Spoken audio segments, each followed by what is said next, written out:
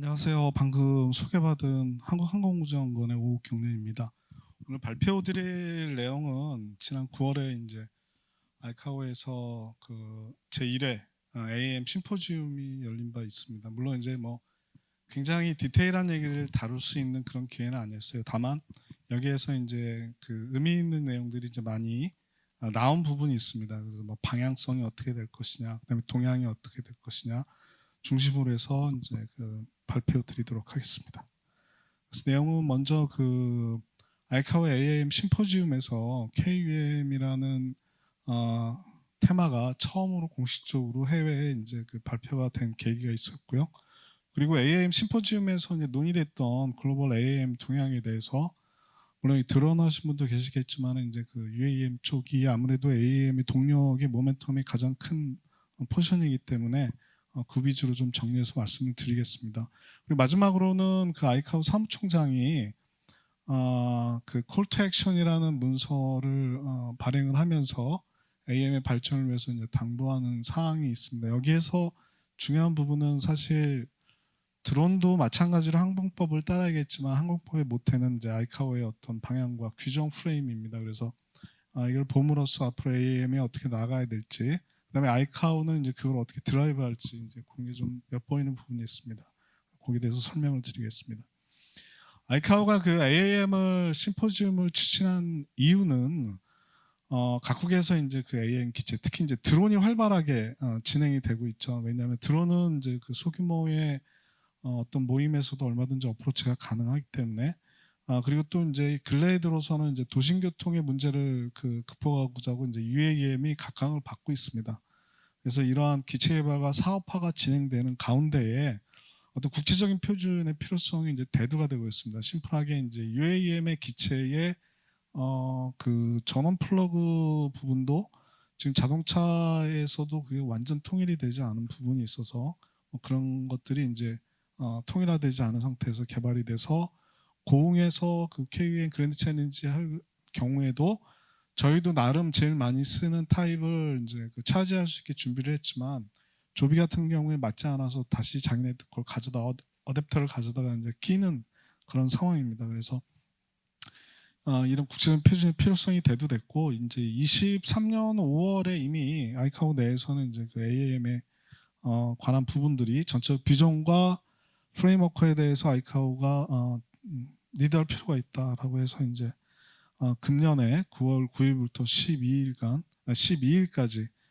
75개국에서 400명의 대표단, 여기서 대표단이라는 의미는 이제 국가의 델리게이터로서 등록된 사람의 인원수입니다. 그래서 뭐 학계나 아니면 산업계 별도로 참여하신 분 합해서 약 한 2,000명이 이제 관계자가 참여를 했고요. 그리고 한국 정부에서는 이제 아이카오 요청에 의해서 왜냐하면 그 발표의 내용들이 전부 다 유럽하고 미국의 거의 뭐 한 80% 이상을 하니까 그 외의 지역에 이제 그 안배를 위해서 한국 정부에 이제 좀 요청한 부분이 있었습니다. 그래서 KUM 그랜드 챌린지 정책 그다음에 관련된 R&D 성과들에 대해서 이제 그 전시와 발표를 이제 병행을 했습니다. 그래서 한국 정부 대표가 KUM의 이제 정책 부분, 그다음에 그 이행 현황, 그리고 실증 사업 진행 현황 등을 이제 소개를 했고요. 이제 어셈블리 홀에서 이제 프레젠테이션 했고, 그리고 이제 별도의 장소에서 이제 그 전시 및, 그러니까 이제 그 KUM에 관련된 R&D 성과물의 전시 및 이제 기술 교류회를 진행을 했습니다. 그래서 기술 교류라는 의미는 이제 사전에 예약을 받아가지고 특정 아이템에 대해서 특정 기관과 그래서 이제 지금 카운터가 좀 덜 된 면이 있는데 총 6개 국가의 이제 14개 기관과 이제 그 기술 교류회를 진행을 했고요. 그다음에 그 후속 조치로 현재 3개 이상의 국제협력 부분도 이제 진행이 되고 있습니다. 사실 그 UAM 팀 코리아관의 이름으로 그 전시관을 열었는데요. 뭐 주한국대사, 아이카오 주 아이카오 한국대사도 참 방문을 하셨고 뭐 3번이 넘었죠 방문 기간이 횟수가. 아이카오 사무총장도 2번 이상 방문하실 정도로 많은 관심을 받았습니다. 네, 뭐 이건 뭐 국내에서도 제가 많이 소개했던 부분인데 일단 그 AM 심포지움에서는 그동안 KUM의 어떤 로드맵 개발 과정, 그다음에 이제 타임라인에 대해서 설명을 했습니다. 그래서 뭐 기술 로드맵 만든 거, 운영 계획서 만든 거, 그다음에 이제 실질 근래에 들어서 이제 그 UAM법에 대한 제정 부분까지 이제 설명을 했고요. 그리고 이제 뭐 단계적인 그 KUM의 어떤 비전 제시 부분도 발표를 했고, 그래서 이제 총 세 단계에 대한 부분 제시됐던 부분도 설명이 됐고요. 그리고 이제 그 기준 문서라고 할 수 있는 정책 로드맵, 그다음에 기술 로드맵, 그다음에 컨업스에 대한 주요 내용도 소개를 했습니다. 그리고 무엇보다도 그 UAM 팀 코리아라고 그래서 KUAM의 그 기준 문서를 이용한 상용화를 진행하는 민관 협의체 구성에 대해서는 설명을 했고, 그리고 이제 그 UAM법 제정, 물론 이제 이 법 제정이라는 게 전체 프레임워크를 갖추기 위해서 뭐 시행 규칙까지 이제 다 만들어야 되는 부분들이 있어요. 그래서 그걸 서포트하기 위해서 UTK 내에 활동 중인 작업반 현황도 이제 소개를 했습니다. 그리고 그 또 다음 테마로서는 그랜드 챌린지 진행 현황에 대해서 이제 설명을 했습니다. 그래서 뭐 참여 기체 소개도 하고, 그 다음에 그 관련된 구축된 인프라 소개가 있었고, 그 다음에 페이스 1과 페이스 2 고흥의 원격지 개념으로 진행되는 부분과 수도권 인근에서 이제 준도심에서 진행되는 부분에 대해서도 이제 특징에 대해서 설명을 했습니다.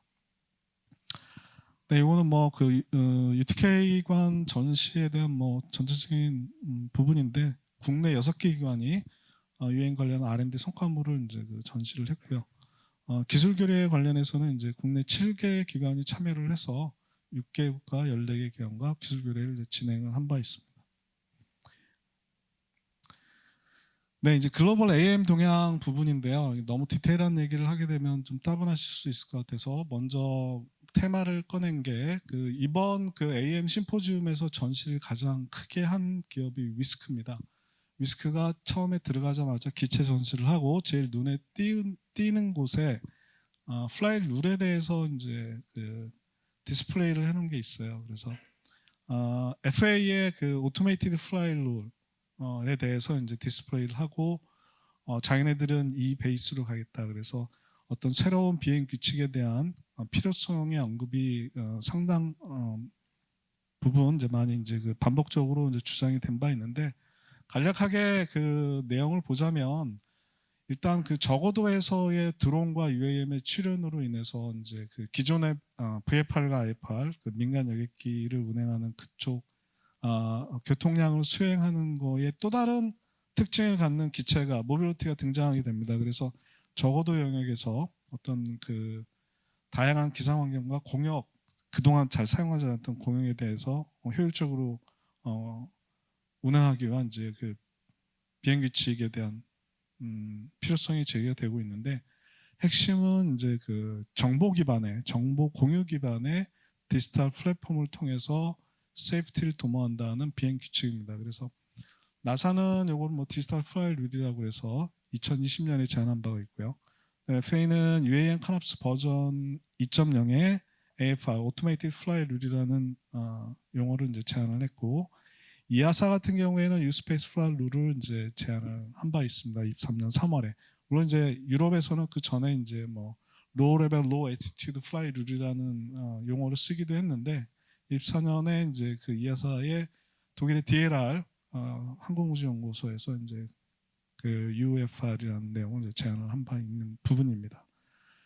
다음은 이제 그 UAM 기체 개발사 OEM사들의 이제 동향 부분이에요. 에어버스에서는 이제 에어버스가 여러 기체 개발을 위해서 이제 노력을 했고, 뭐 사실 뭐 파리 올림픽을 통해서도 뭐 멋진 그 모습을 보여주려 노력했지만 결과적으로 그렇게 되지 못했지만, 현재는 그 시티 에어버스 넥스트젠이라는 기체를 개발하고 있고, 그다음에 독일 정부 지원을 받아서 첫 테스트 운항 등을 이제 준비하고 있는 상황입니다.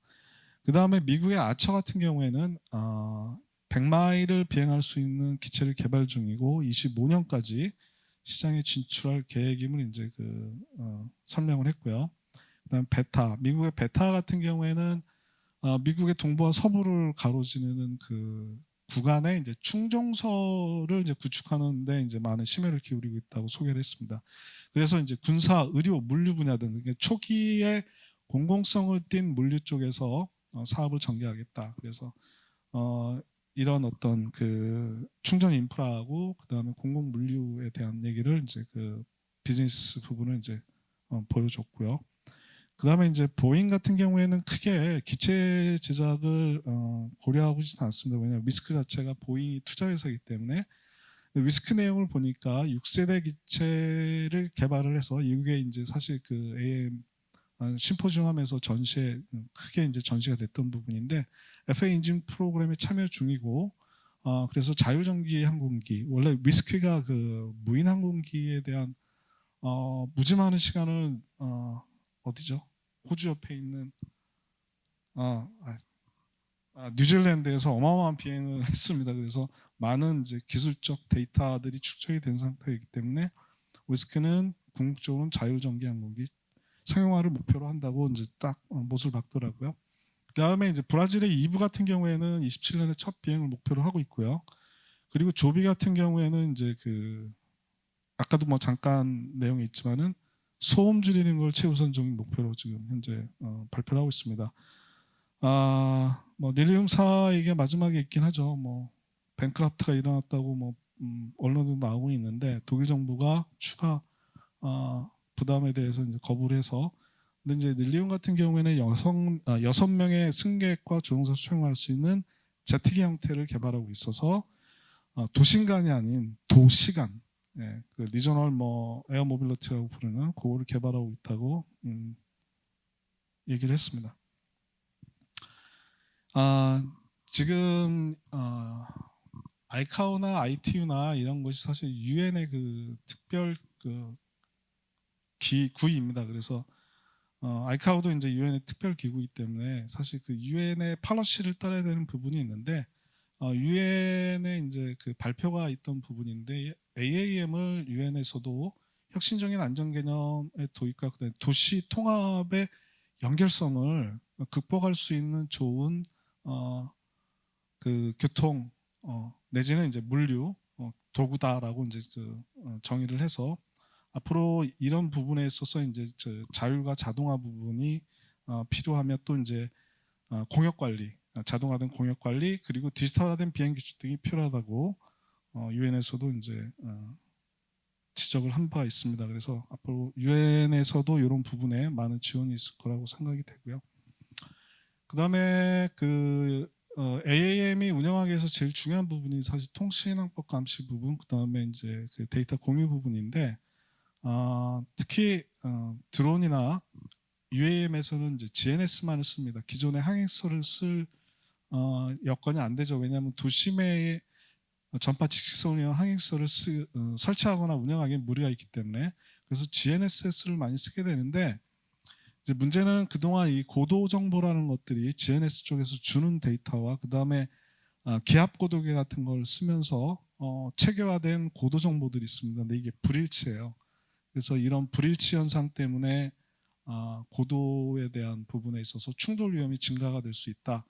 그래서 고도 기준 시스템의 도입이 필요하다라는 이제 그 강력한 주장이 있었습니다. 그래서 요거는 이제 유럽 쪽에서 온보드 시스템에서 이제 해결할 수 있는 쪽으로 많이 지금 접근을 하고 있고요. 그 다음에 이제 도심에 들어가는 경우에는 블럭 현상 때문에 이제 GNS 신호가 단절될 수 있다. 그래서 GNS 항법 이외에도 새로운 그 항법에 대한 고민이 필요하다. 그래서 뭐 시각 기반의 시스템 등의 이제 그 어떤 비전파 내지는 이제 GNS 디나이드 환경에서 필요한 항법들에 대한 스터디가 필요하다고 제안을 했고요.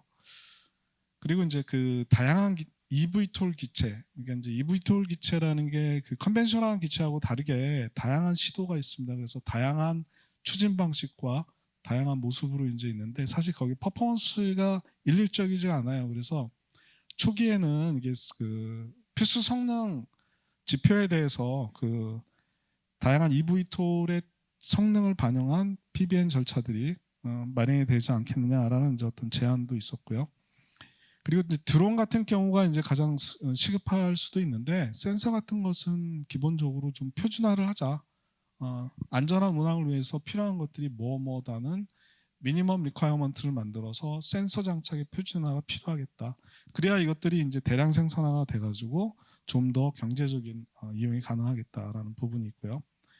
그리고 이제 그 CNS 관련된 분야에서도 기술 표준의 개발 가속화가 필요하지만 이거는 이제 어느 그 파트나 마찬가지였지만 너무 빨리 표준화를 추진할 경우에는 이제 기술적 진보를 놓칠 수 있는 거다. 근데 또 너무 늦게 표준화가 이루어지면은 그 혁신적인 잠재력을 충분히 담아내지 못하는 부분이 있기 때문에 적절한 템포의 표준화가 필요하다는 내용이 있었습니다. 그 다음에 이제 뭐 공역의 설계, 운영 절차, 서비스 제공 등도 이제 강조가 되고 있는데 이거는 주로 이제 서비스 분야에 해당되겠죠. 다만 여기서 어떤 내용들이 이제 강조가 되었는지 그걸 좀 잠깐 보시면은 새로운 운영 개념, 비행 규칙과 그 다음에 이제 안전 필수 서비스 여기에는 뭐 데이터 공유도 포함이 돼 있고요. 그 다음에 이제 그 데이터에 대한 사이버 보안, 그 데이터 자체를 보안이 필요하다. 국내에서 이제 사이버 보안하면은 이제 그 하드웨어적인 물리적인 소프트웨어적인 부분의 접근은 상당히 강조하고 있는데 항공에서의 그 안전 운항 정보는 데이터 그 자체도 프로텍션이 필요하다는데 포커스가 맞춰져 있습니다. 그리고 이제 이러한 것들을 정보 기반으로 운영을 하기 위한 디지털 플랫폼의 개발이 필요하고 거기에 따른 서비스 제공 또한 필요하다. 그래서 몇 가지 이렇게 그 꿰뚫는 그 핵심어들이 있는데요.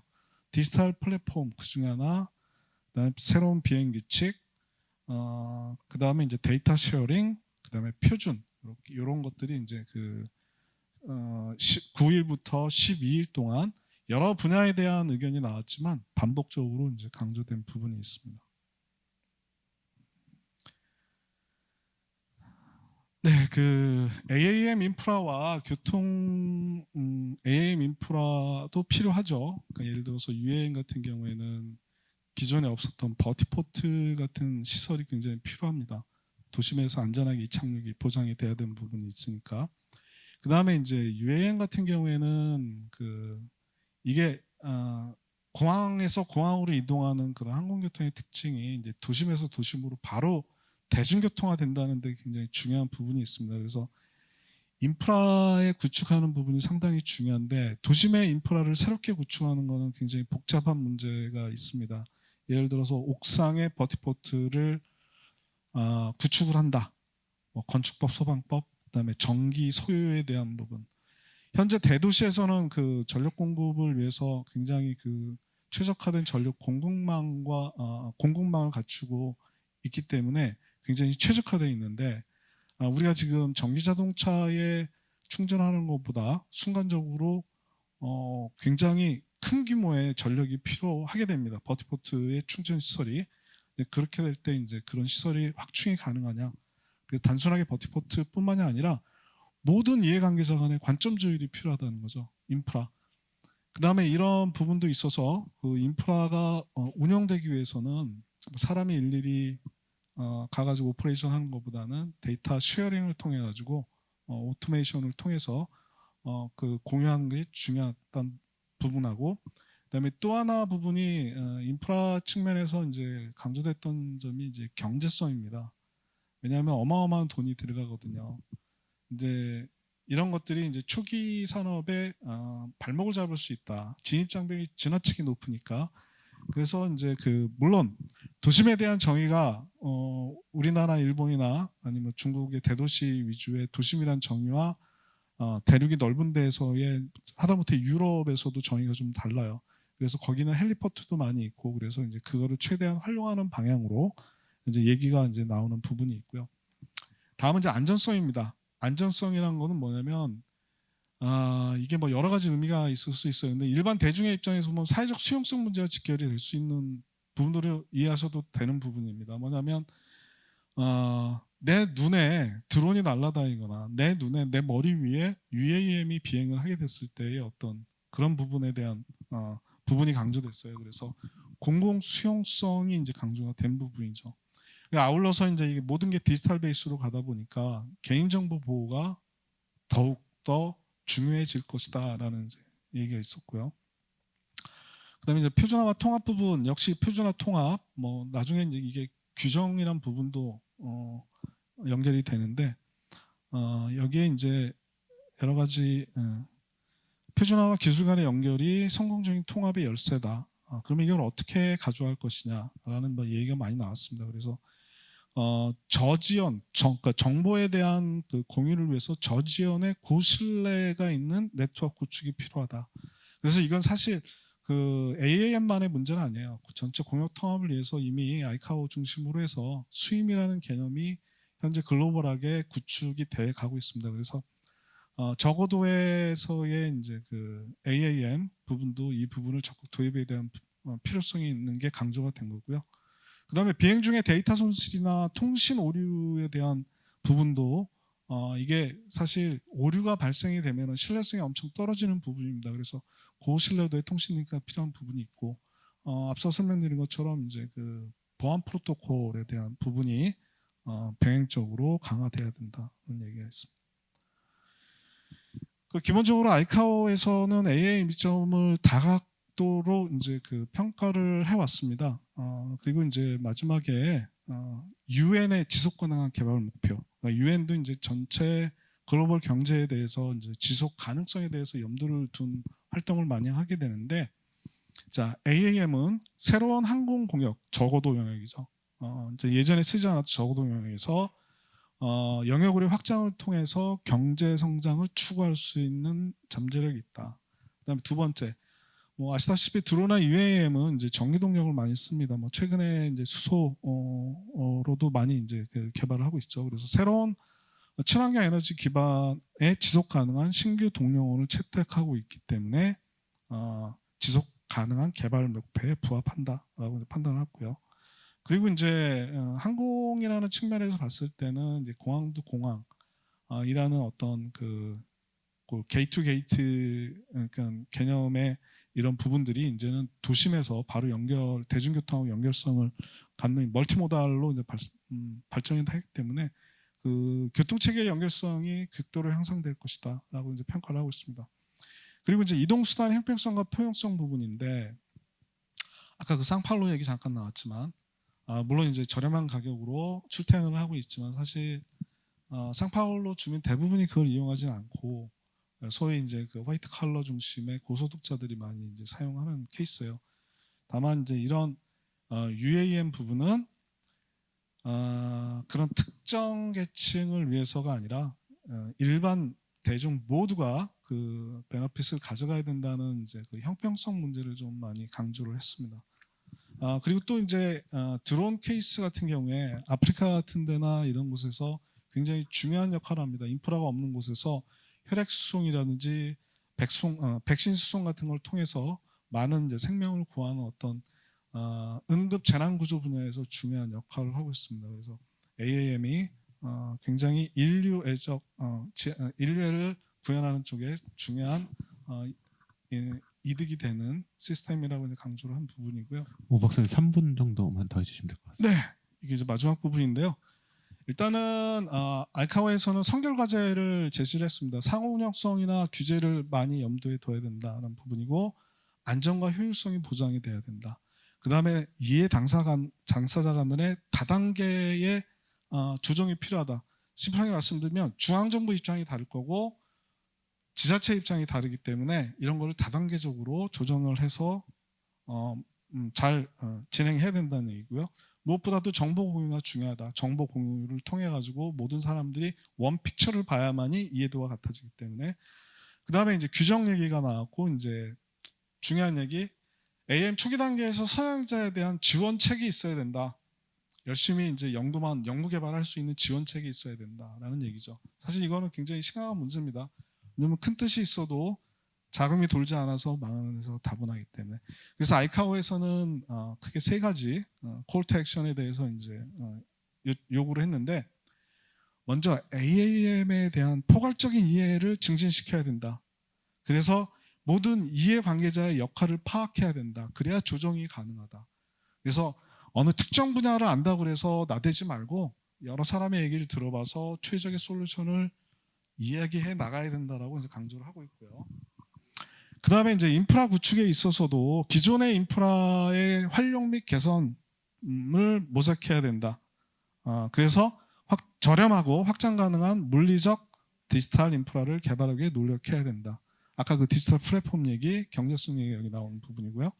그 다음에 AM의 지원 관리 및 규제 부분에 있어서는 현행 항공 프레임과 호환되도록 유연하고 조화로운 국제 프레임워크를 만드는데 협력해야 된다라고 이제 요청을 하고 있습니다. 그래서 어떻게 보면 여기 있는 세 가지 부분들이 앞으로 관련된 AAM 활동에 있어서도 중요한 지표가 되지 않, 방향성 지표가 될 것으로 생각을 합니다. 네, 이상 준비된 자료 발표 마치겠습니다. 감사합니다. 네, 감사합니다.